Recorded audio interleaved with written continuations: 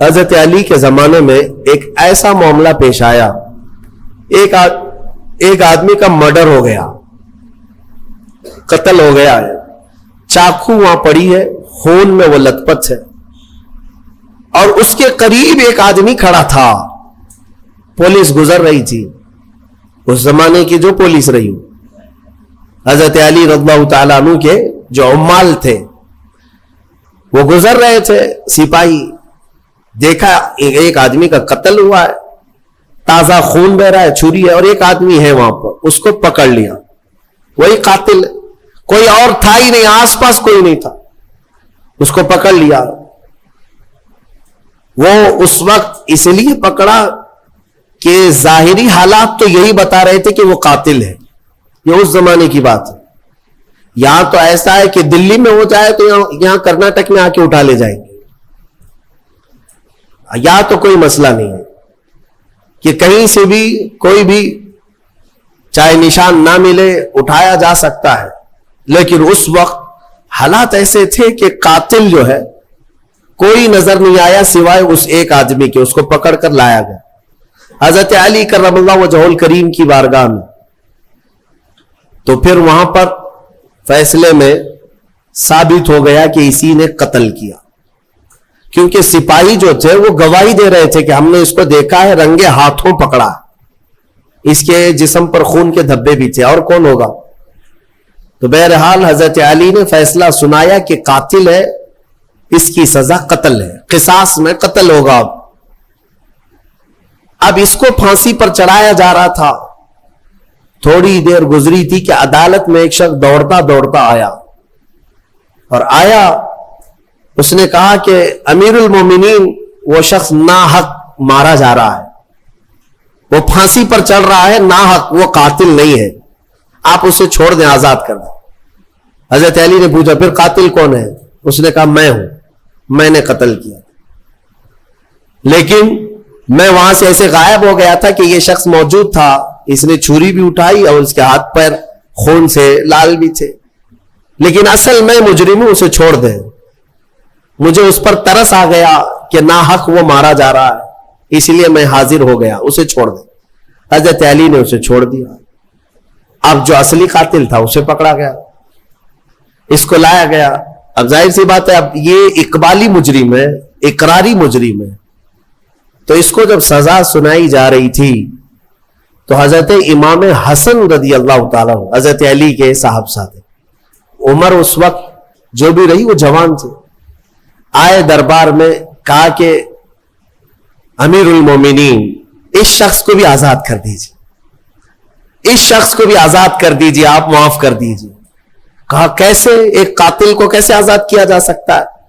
تب حضرت امام حسن نے اسی آیت سے استدلال کیا، دلیل میں یہ آیت پیش کیا، ابا جان کیا ہم نے قرآن میں یہ نہیں پڑھا؟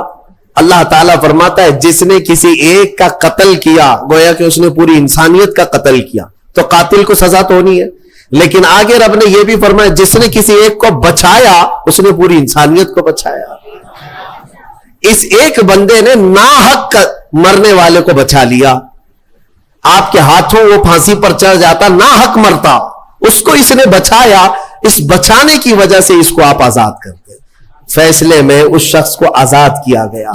میرے عزیزوں، یہ آیت کریمہ سے میں یہ بتانا چاہوں گا کہ الحمدللہ اسلام نہ کبھی آتنک، نہ دہشت، نہ ٹیرر جیسے الفاظ کا اپیوگ کرتا ہے، استعمال کرتا ہے، اور نہ ہی ہم نے کبھی اپنی ڈکشنریوں میں اس کو دیکھا ہے۔ قتل اور ڈرانا دھمکانا یہ دنیا کے حصے میں ہے، اسلام کے دامن میں نہیں ہے۔ الحمدللہ یہ ہو کیا رہا ہے، ہمارے لوگ پڑھے لکھے کم ہیں، اور جو میڈیا بتا دے اس کو آمنا صدقنا کر جاتے ہیں۔ ہاں صبح سے شام تک یہ بھونک رہے ہیں صحیح ہوگا، دیکھ کر کے کچھ لوگوں کو ایسا لگنے لگا ہے کہ ہاں یہ صحیح ہوگا۔ ان کا کام یہ ہے کہ ایک جھوٹ کو 100 بار بولتے جائیں۔ میاں یہ میڈیا کب بکرے کو کتا بنائے اور کب کتے کو بلی بنائے تمہیں کچھ نہیں پتا چلے گا، تم تو مانتے رہ جاؤ گے۔ آپ نے سنا ہوگا نا، ایک شخص بازار سے بکرا خریدا 3 लोगों ने तय कर लिया था कि इसको हड़पना है, लेकिन प्लानिंग कैसे की थी? 4 लोग थे, ये चारों ठगियों ने बराबर बराबर फासले पे रास्ते में खड़े हो गए। बकरा खरीदा है बेचारा भोला आदमी, ले जा रहा है घर पे। पहला वाला उससे कहता है, मियां कुत्ता कितने का खरीदे? झगड़ने लग गया कि बेवकूफ है, कुत्ता लग रहा है तुझको, ये बकरा है, मार्केट से अभी खरीद लाया हूं, आंखें हैं ये क्या है तेरी? बहुत झगड़ा किया। बहरहाल पहला वाला तो चला गया, आगे वो चला। थोड़ी देर के बाद रास्ते में दूसरा वाला था, वो भी अनजान बन के खड़ा था। गुजरते गुजरते उसने कहा, मियां कुत्ता तो बड़ा अच्छा है तुम्हारा। सेम वर्ड, सेम वही बात कहा। तो फिर इसको गुस्सा आया कि भाई ये कुत्ता क्यों कह रहे हो, बकरा है। लेकिन दिल में थोड़ा सा होने लगा, पहला वाला भी बोला, ये दूसरा वाला भी बोला। उसके बाद फिर उससे भी थोड़ा तो झगड़ा हुआ, आगे बढ़ा। तीसरा भी बराबर पॉइंट पे खड़ा था। एक दूसरे की कोई शक्ल मिलती जुलती नहीं है, लिबास नहीं है, रास्ता अलग है। तीसरा भी मिला और कहा, मियां कुत्ता कितने का खरीदे? बहुत अच्छा कुत्ता है। अब उसका शक बढ़ गया, मेरी आंखें तो कहीं अंधी नहीं है, मैं बकरा लाया था कि कुत्ता लाया? वो टटोल टटोल करके देखने लगा, कहीं धोखा मुझे तो नहीं हो रहा। ऐसा कैसे हो सकता है कि 3 लोग, वो भी रास्ते में अलग अलग, सब कुत्ता ही बोल रहे हैं, बकरा नहीं कह रहे। उसको बहुत दिल में ये मलाल होने लगा कि मुझे, मेरी आंखों में कुछ हो गया है। आगे घर करीब था कि चौथे ने आखिरी कील ठोक दी। चौथे ने कहा, मियां कुत्ता तो बहुत अच्छा है आपका, कितने का कुत्ता खरीदे? अब बेचारा वो बकरा छोड़कर भागा, नहीं मुझसे ही गलती हुई है। एक आदमी बोलता, 2 बोलते, ये 4 लोग इसको कुत्ता ही बोल रहे हैं, ये बकरा नहीं है, कुत्ता है। ये सारी मीडिया इसी तरह कुत्ता बना रहे हैं, इसी तरह कुत्ता बना रहे हैं। तुम्हारे पास बकरा है, लेकिन बार बार जब कुत्ता कुत्ता कहा जाता है तो लगने लगता है कि कहीं ऐसा तो नहीं है कि मेरे पास बकरा नहीं है। मेरे अजीजों, एक बात याद रखना, ये दिन में 100 मर्तबा तस्बीह पढ़े तुम्हारे लिए, तुम्हारे खिलाफ, तब भी कुरान कहता है कि ईमान वाले इस्तिकामत वाले होते हैं। इस्तिकामत, हाँ, इन पर तो बिजलियां गिरे कि पहाड़ गिरे, ये टस से मस नहीं होगा। बल्कि मोमिन का अकीदा यह है कि अल्लाह एक है, मोहम्मद सच्चे रसूल है, और इस्लाम पर उसका कोई शक ना हो। तो बहरहाल मैं जो बात अर्ज कर रहा था वो ये है कि कत्ल के मामलात को लेकर, कत्ल के मामलात को लेकर जो प्रोपेगेंडा फैलाया जाता है, अगर मैं आंकड़े रखूं ना, तादाद रखूं, तो हैरत में आंखें फटी रह जाएंगी। हुजूर पाक सल्लल्लाहु ताला अलैहि वसल्लम के कुल जो गज़वात हुए हैं ना, जंगे 17 हैं। हुजूर ने 10 साल में कितनी जंगों में शिरकत की? 17। और पूरे टोटल 17 जंगों में कितने लोग मरे थे? कितने लोग? पूरे टोटल 17 जंगों में, 17 गज़वात में जो मुखालिफ पार्टी के लोग मरे हैं, उनकी कुल तादाद 248। टोटल कितनी? 250 के करीब 10 साल के अंदर मरे हैं। 10 साल के 250 पूरी काउंट करेंगे। अब आओ मैं तुम्हें बताता हूं, ये दुनिया को जो अमन का पाठ पढ़ाते हैं, world war first, world war second, जो दुनिया की सबसे बड़ी जंगें हुई है ना, दुनिया की जंग अजीम, पहली जंग अजीम, दूसरी जंग अजीम, कितने मारे गए इसमें पता है आपको? वर्ल्ड वॉर फर्स्ट जो 1920 के करीब थी, उसमें 3 करोड़ लोग मारे गए थे, 3 करोड़। और वर्ल्ड वॉर सेकंड में 5 करोड़ लोग इतने मारे गए हैं, और यहां 250। और इस्लाम फिर भी कत्ल वाला है। इन्होंने लाशों के अंबार लगा दिए पूरी दुनिया में। आपको पता है, आज सिर्फ 10 साल होने को आ गए, मुल्क शाम में 8 लाख लोग मारे जा चुके इनकी जंगों में। 8 लाख लोग। इराक में भी वही, यमन में भी वही, अफगानिस्तान में भी वही। पूरी दुनिया में लाशों का अंबार बिछाया है अमेरिका ने और उसके इत्तेहादी फौजों ने। लेकिन कभी ये नहीं कहा जाता कि वो टेररिस्ट हैं, ये नहीं कहा जाता। یہ جہاں اترتے ہیں بموں سے مار مار کر پوری زمینوں کو بنجر کر ڈالتے ہیں۔ عراق میں اگر آپ کو جانا ہوگا، آپ دیکھنا 15-20 سال پہلے کی بات میں بتا رہا ہوں، ایک بڑا گراؤنڈ تھا، باغیچہ تھا، اور اب ہم وہاں جا کر دیکھتے ہیں تو پورا باغیچہ قبرستان ہے، پیر رکھنے کی جگہ نہیں، اتنی قبریں ہیں وہاں، پورا میدان قبروں سے بھر گیا ہے۔ نئے نئے میدان تو انہوں نے قبرستان میں بدل دیے۔ اے مسلمانوں ذرا مطالعہ کرو، دنیا یہی ٹھگی بنا رہی، یہ ٹھگی ہے، خود کا دامن ناپاک ہے، قتل سے ان کے خون، ان کے ہاتھ رنگے ہیں، لیکن دنیا اسلام کو اور مسلمانوں کو قاتل بتانے میں کوئی شوشہ نہیں چھوڑتی، کوئی شوشہ نہیں چھوڑتی۔ الحمدللہ یہاں دین اسلام میں جانوروں کو بھی مارنے کا حکم نہیں ہے۔ ہاں یہ بات یاد رکھ لیں، ہر چیز کا حساب ہونا ہے۔ جو قتل ہوئے جنگوں میں، وہ ظاہر سی بات ہے، وہ اصول تھے کہ جس نے تلوار اٹھایا اس کے خلاف جنگ تھی، باقی کسی کے لیے نہیں۔ گھر میں بیٹھے ہوئے آدمی کو جا کے مارنے کا حکم نہیں ہے، کسی پر جا کر اٹیک کرنا، سوسائڈ بم لگانا، یہ اسلام کے طریقے ہے ہی نہیں۔ لہذا اس تھیوری کو ہمیشہ سمجھا کریں، دنیا جو پڑھا رہی ہے وہ غلط ہے۔ قتل کے ساری داستانیں انہوں نے لکھی ہیں، اسلام کا دامن اس سے پاک ہے الحمدللہ۔ قتل کی یا مرڈر کی تعلیم اسلام نہیں دیتا۔ ہاں چند جماعتیں جو ابھی پوری دنیا میں مسلمان نام سے پنپتی ہیں، میں یقین کے ساتھ کہتا ہوں ان کا اسلام سے کوئی تعلق نہیں، چاہے وہ IS ہو یا پھر لشکر یا کوئی دوسری تنظیمیں جو ناحق مسلمانوں کا خون بہاتی ہیں یا ناحق کسی پر اٹیک کرتی ہیں۔ اسلام کا یہ طریقہ کار ہے ہی نہیں، اور یہ حقیقت میں انہی کے پالے ہوئے لوگ ہیں، انہی کے پالے ہوئے لوگ۔ ہم نے عراق میں سنا بھی ہے، معلوم بھی کیا ہے، یہ آئے کہاں سے تھے، یہ IS اور داعش، یہ سب کے سب انہی یہودیوں اور امریکہ کے پیدا کیے ہوئی جماعتیں تھیں، ان کو سپورٹ وہیں سے تھا۔ باقی ایک بات میں آپ کو بتا دیتا ہوں، ایک عیسائی پادری گزر رہا تھا اپنی 2 بیٹیوں کے ساتھ کار میں، توجہ چاہتا ہوں، بہت اہم بات ہے۔ وہ کار میں جا رہا تھا اور کچھ گن لے کر کے کھڑے تھے، گن لے کر کے، بڑی بڑی داڑیاں تھی، اسلامی لباس تھا، اور وہ جس کو دیکھو اس کو مار رہے تھے راستے میں۔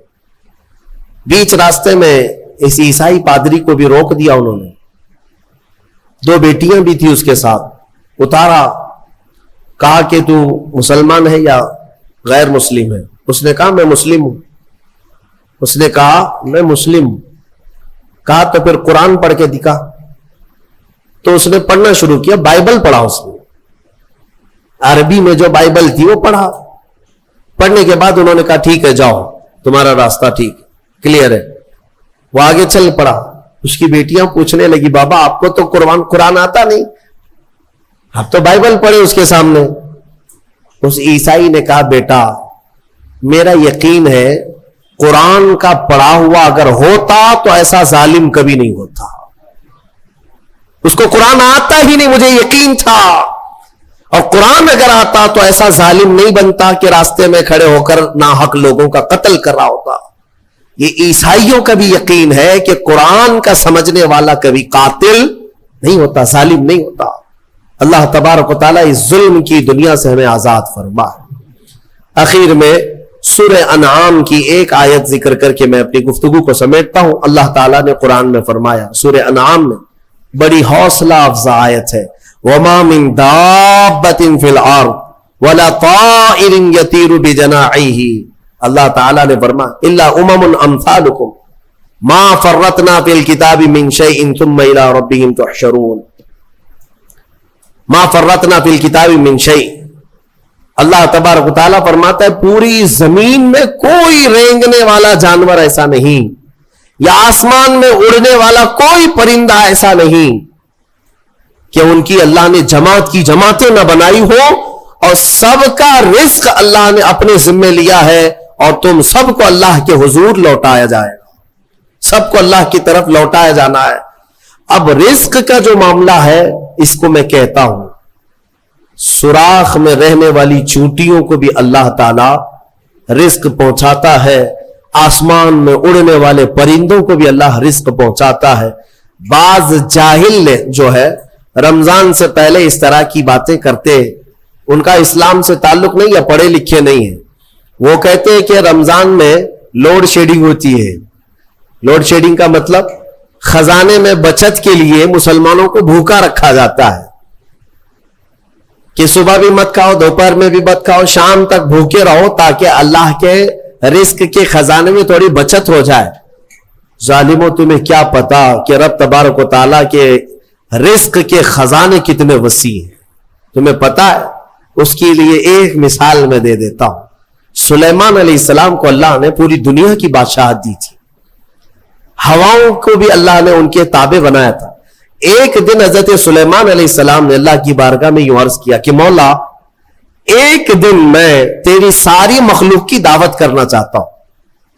अपनी तरफ से सारी मखलूक तेरी जितने भी हैं सबको मैं एक दिन खिलाना चाहता हूं। उसमें परिंदे भी, कीड़े भी, जानवर भी, जिन्नात भी, मछलियां भी, इंसान भी, सारी मखलूक जो जो खाते हैं सबको एक दिन मेरी तरफ से दावत। अल्लाह ताला ने फरमाया ठीक है सुलेमान, तुम खिलाओ। अब सुनो, हजरत सुलेमान अलैहिस्सलाम समंदर के किनारे बहुत बड़ी जमीन, जहां तक नजर डालो खाली जमीन थी, उसको मुंतखब किया और 1 महीने से वहां तैयारी शुरू हो गई। हर तरह के खाने वहां पर जमा किए जाने लगे, अनाज सबके अलग अलग, परिंदों के अलग, जानवरों के अलग, जिन्नात के अलग, मछलियों के अलग, जिसका जो रिस्क चलता था। दुनिया में जितने लोग हैं सबकी दावत थी एक दिन, और पकाया भी जा रहा था। वो अल्लाह के नबी थे और पकाते रहे। और जिस दिन दावत का आया ना, ऐलान हो गया था कि सारे लोग आज अल्लाह के नबी सुलेमान अलैहिस्सलाम के यहां खाने के लिए चलेंगे। तो अभी दोपहर के वक्त दावत थी, सुबह के वक्त यानी दोपहर से पहले समंदर से व्हील मछली जो होती बाहर निकली। कहा क्या है अल्लाह के नबी, मेरा हिस्सा मुझे दे दीजिए। कहा अभी वक्त है, सारे आएंगे तब तेरा हिस्सा भी दे दिया जाएगा। उसने कहा मैं भूखी हूं, मेरा हिस्सा मुझे पहले दे दिया जाए। सुलेमान अलैहिस्सलाम ने कहा कि ठीक है, तेरा हिस्सा तू खा ले। उस व्हील मछली ने मुंह खोला और सारा खाना एक ही साथ खा गई। जितना बचा पका था, जितना बना था पूरा खा गई, एक लुकमे में पिघल गई और अंदर चली गई। और बाकी मखलूक जो दावत में आने वाली है सबका धरा का धरा रहता है, कुछ भी नहीं है। अल्लाह के नबी सुलेमान अलैहिस्सलाम ने अर्ज किया, मौला मैं तो सारी मखलूक को खिलाने का इंतजाम कर रहा था, ये तो एक मछली खा गई। रब ताला फरमाता, ऐ सुलेमान, उस मछली को इस तरह के दिन में 3 बार मैं लुक़मे दिया करता हूं, और वो एक नहीं, समंदर में लाखों की तादाद में उसके बराबर मछलियां हैं। उन सबको मैं दिन में इतने लुक़मे देता हूं, और बाकी मखलूक तो बाकी मखलूक है। मेरे अजीजों, अंदाजा कर सकते हो उसके रिस्क की वसात क्या है, उसके खजाने की वसात क्या है। रमजान लोड शेडिंग के लिए नहीं है, ये तुम्हारे तकवे के लिए है, तुम्हारी बीमारियों को दूर करने के लिए है। लेकिन इतनी बात याद रखना कि अल्लाह तबारक व तआला हम सब के रिस्क का मालिक है, और रिस्क की फिक्र करने का तुम्हें हुक्म नहीं दिया गया। वो रिस्क तुम्हें मिलकर रहेगा, तुम रज़ाक की रजा का ख्याल करो, रिस्क वैसे ही पहुंचा दिया जाए।